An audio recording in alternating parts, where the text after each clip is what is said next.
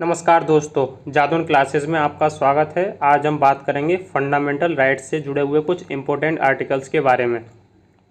Fundamental rights constitution के part 3 में article 12 से लेकर 35 तक हैं। ठीक है। आर्टिकल 12 ये राज्य की परिभाषा, ये इसमें डेफिनेशन दी हुई है स्टेट की। आर्टिकल 13 राज्य कोई भी ऐसा कानून नहीं बनाएगा जो किसी व्यक्ति के मौलिक अधिकारों का हनन करता हो। जो हमें राइट्स मिले हुए हैं उसका हनन अगर ऐसा कोई कानून करता हो तो वो नल एंड वॉइड प्रूव कर दिया जाएगा कोर्ट्स के द्वारा। आर्टिकल 14 विधि के समझ समता एवं विधियों का समान संरक्षण। विधि का मतलब कानून, कानून सबके लिए बराबर होगा, ऐसा कॉन्स्टिट्यूशन में कहा गया है आर्टिकल 14 के अंदर। आर्टिकल 15 का फर्स्ट, राज्य किसी व्यक्ति के साथ लिंग, जाति, धर्म और जन्म स्थान व नस्ल के आधार पर भेदभाव नहीं करेगा। आर्टिकल 15 का सेकंड, महिलाओं और बच्चों के कल्याण के लिए विशेष प्रावधान बनाएगा।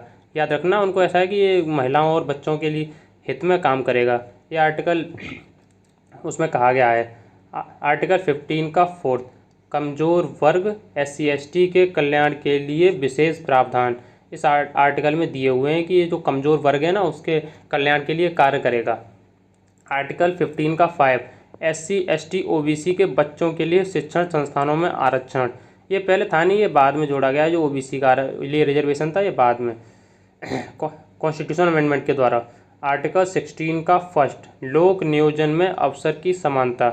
मतलब अगर कोई भी अपॉर्चुनिटी है तो उसमें वो सबके लिए बराबर होगी, ये नहीं किसी एक वर्ग के लिए ज़्यादा किसी दूसरे वर्ग के लिए कम, ऐसा नहीं होगा।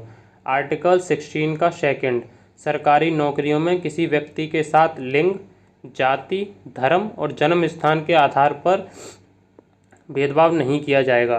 ठीक है, आगे चलते हैं। आर्टिकल 16 थर्ड, राज्य किसी राज्य में नौकरी के लिए अधिवास डोमिसाइल को योग्यता का आधार बना सकता है। ठीक है। आर्टिकल 16 का फोर्थ, पिछड़े वर्गों के लिए आरक्षण। अच्छा, एक बात और थी, जो आर्टिकल 15 है ना इसको भारत का मैग्ना कार्टा और कहा जाता है। ठीक है, मैग्ना कार्टा का मतलब है कि भारतीय समाज में वर्षों से जाति, लिंग, धर्म और जन्म स्थान के आधार पर जो भेदभाव होते हैं ना उनको ये सब रोकता है। मतलब उसी को रोकने के लिए बनाया गया था, सबसे ज़्यादा जरूरी ये है। ठीक है। आर्टिकल 16 का 5, किसी धार्मिक संस्थान में नौकरी के लिए उसी धर्म को योग्यता का आधार बनाया जा सकता है। ये बात आप याद रखना है, जैसे कि गुरुकुल चलते हैं और मुस्लिम समाज में भी वो मशीनगर बच्चों को पढ़ाया जाता है, तो उसमें अगर राज्य का हस्तक्षेप है तो फिर वो ये बना सकता है कि मतलब वो एक पर्टिकुलर इसी जाति से होना चाहिए। ठीक है। आर्टिकल 17, छुआछूत और अस्पृश्यता का निषेध। छुआछूत का मतलब अनटचेबिलिटी, मतलब ये नहीं कि मुझसे दूर है तो इसका इस जाति से बिलोंग करता है और इस जाति का है, ऐसा कुछ नहीं होना चाहिए, ये कानून अपराध होगा। ठीक है। आर्टिकल 18 का फर्स्ट, उपाधियों का अंत। टाइटल, पहले टाइटल दिए जाते थे, उन सबको ख़त्म कर दिया गया है। केवल एक अपवाद है कि शिक्षक मतलब शैक्षिक एवं सैन्य उपाधियों को छोड़कर इनमें ये दिया जा सकता है अब भी। आर्टिकल 18 का सेकंड, कोई भी भारतीय नागरिक किसी दूसरे देश से उपाधि ग्रहण नहीं कर सकता है। मतलब जो टाइटल्स होते हैं ना वो किसी दूसरे देश से नहीं कि अरे हमें यहाँ से नहीं मिलेगा तो हम दूसरे कंट्री से हम टाइटल ले लेंगे, ऐसा भी नहीं ले सकते आप। आर्टिकल 18 का थर्ड, कोई भी भारतीय नागरिक किसी दूसरे देश से बिना राष्ट्रपति की अनुमति के उपहार ग्रहण नहीं कर सकता। उपहार, यहाँ क्या था, टाइटल। यहाँ भारतीय नागरिक टाइटल ग्रहण नहीं कर सकता, यहाँ गिफ्ट भी नहीं ले सकता। गिफ्ट, ये दूसरा देश तुम्हें गिफ्ट करेगा तो आपको राष्ट्रपति की अनुमति लेनी पड़ेगी। ठीक है। आर्टिकल 18 का फोर्थ, भारत सरकार के अधीन कहाँ गया ये रहा, भारत सरकार के अधीन कार्य करने वाला कोई विदेशी राष्ट्रपति की अनुमति के बिना दूसरे देश से कोई उपाधि या उपहार ग्रहण नहीं ले सकता या ग्रहण नहीं कर सकता।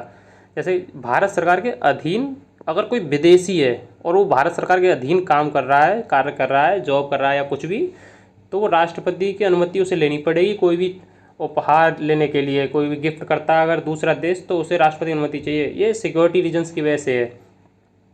आर्टिकल 19, ये स्वतंत्रता, ये वर्ड है ना इसको आप बहुत अच्छे से याद रखना। ठीक है। आर्टिकल 19 का फर्स्ट, वाक एवं अभिव्यक्ति के लिए स्वतंत्रता। ठीक है, आपको बोलने का अधिकार है और अपनी बात रखने का अधिकार है। ठीक है, लेकिन उसके लिए भी लिमिट्स हैं। ये नहीं कि मुझे बोलने का अधिकार है तो मैं कुछ भी बोलूँगा। ये तब तक आपके लिए प्रॉब्लम क्रिएट नहीं करेगा जब तक वह शब्द दूसरे के मौलिक अधिकारों का हनन नहीं करे। ठीक है, वो दूसरे को परेशानी नहीं होनी चाहिए। ठीक है, आर्टिकल 19 का फर्स्ट का वी, सभा करने का अधिकार लेकिन शांतिपूर्ण तरीके से। आप सभा कीजिए लेकिन वो शांतिपूर्ण तरीके से होनी चाहिए। अगर आप अशांति फैलाओगे तो शांति बहाल करने के लिए राज्य के पास भी कुछ राइट्स हैं, याद रखना। वो आप कुछ तोड़ फोड़ करने लग जाओ, आप कुछ करने लग जाओ, तो उनके पास भी अधिकार है कि वो फिर तोड़ के आप कहाँ से तोड़ना शुरू करें और कहाँ ख़त्म करे, वो उनके ऊपर डिपेंड करता है। ठीक है, तो याद रखना कभी भी सभा करना तो शांतिपूर्ण तरीके से। आर्टिकल 19 का फर्स्ट का सी, संघ बनाने का अधिकार। आप कोई भी संघ बना सकते हो, जैसे कि आजकल RSS ये बना हुआ है। ठीक है, आर्टिकल 19 का फर्स्ट, घूमने का अधिकार। आप कहीं भी घूम सकते हो, लेकिन इसमें भी अपवाद है। अरुणाचल प्रदेश, वहाँ पर अगर आप जा रहे हो तो इनर लाइन परमिट आपको लेना ही पड़ेगा। ठीक है, इनर लाइन परमिट के बिना आप जा नहीं सकते हो। आर्टिकल 19 का फर्स्ट का ए, घर बनाने या रहने का अधिकार। आप पूरे देश में कहीं भी घर बना सकते हो या रह सकते हो, लेकिन इसमें भी अपवाद है। आप जम्मू कश्मीर में पहले नहीं बना सकते थे ना, जम्मू कश्मीर में आप पहले घर नहीं बना सकते थे, लेकिन वो ख़त्म हो गया 5 अगस्त से ख़त्म हुआ और 31 अक्टूबर से वो लागू हो गया कानून। अब आप चाहो तो वहाँ भी जा सकते हो रहने के लिए और घर बना सकते हो। आर्टिकल 19 का फर्स्ट का एफ, संपत्ति का अधिकार। ये पहले था लेकिन अब ये आर्टिकल ख़त्म हो गया। इसमें एक लाइन जुड़ गई है कि आपको संपत्ति का अधिकार नहीं है। राज्य अगर चाहे तो किसी के कल्याण के लिए अगर वो कुछ कार्य कर रही है तो वो आपकी संपत्ति का अधिग्रहण कर सकती है। ये बात याद रखना। अब वो आपके हित के लिए काम कर रही है और आप बोले नहीं, मैं अपनी ज़मीन है ये मैं नहीं दूंगा, तो राज्य उसे अधिग्रहण कर सकता है। वो आपका अधिकार नहीं है, उसके पास अधिकार है अब ये। ठीक है, आगे चलते हैं। आर्टिकल 19 का फर्स्ट का जी, व्यवसाय का अधिकार। आप कहीं भी जाकर बिजनेस कर सकते हो, कोई आपको रोक टोक नहीं है। ठीक है, आर्टिकल 20, दो सिद्धि के संबंध में संरक्षण। ठीक है, आर्टिकल 21, किसी व्यक्ति को उसकी स्वतंत्रता से वंचित कानून के द्वारा ही किया जा सकता है। ठीक है, ये नहीं कि आप यहाँ नहीं जाओगे आप वहाँ नहीं जाओगे, ऐसा नहीं है। ये कुछ कंडीशंस होती हैं, उनके द्वारा ही आप पर रोक टोक लगा सकते हैं, रोक सकते हैं आपको, वरना नहीं रोक सकते। आगे चलते हैं। आर्टिकल 21 का फर्स्ट, 6 से लेकर 14 वर्ष की आयु के बच्चों के लिए फ्री एजुकेशन, मुफ्त शिक्षा।